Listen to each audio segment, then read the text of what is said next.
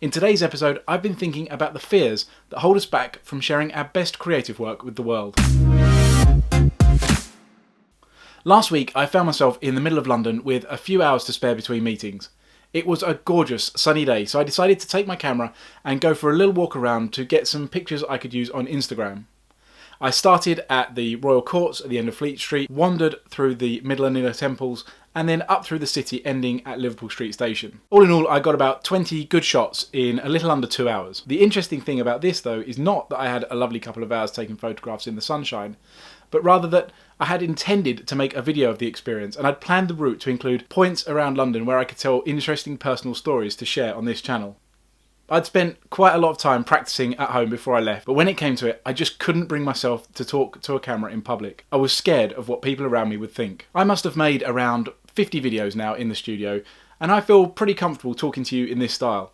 But I just didn't want complete strangers watching me do it. Back in the office and having had a few days to think about it, I feel quite regretful that I wasn't able to overcome the fear and do something that I wanted to do.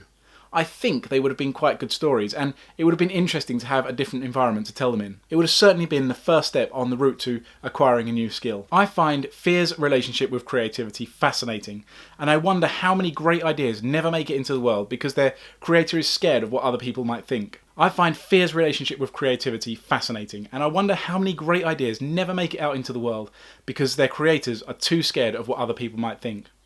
I've got a feeling that the problem is particularly acute in the legal services industry, where a lot of importance is placed on being right, especially in the eyes of our peers. I think all of us who have something to share with the world need to remember that failure is just a data point, something we can use to improve, learn from and get better. Now, I'm not suggesting you get sloppy with your advice or neglect the facts, but in terms of delivery, how about trying something that might scare you at first, but which overall would lead to a more interesting experience for your audience? Now, I'm going to do my very best to bring you an episode of Bean Thinking from outside the comfort of this studio. What can you do to bring an interesting experience to your audience? Let me know in the comments below and I'll do my very best to encourage you. Thank you so much for watching today's video. My name's Mike Bean and I would love it if you would like, comment or share the video if you've enjoyed it. Please consider subscribing to the channel if you've not already. I share weekly videos on design, creativity and marketing in the legal services business. Thanks again for watching and I'll see you in the next one.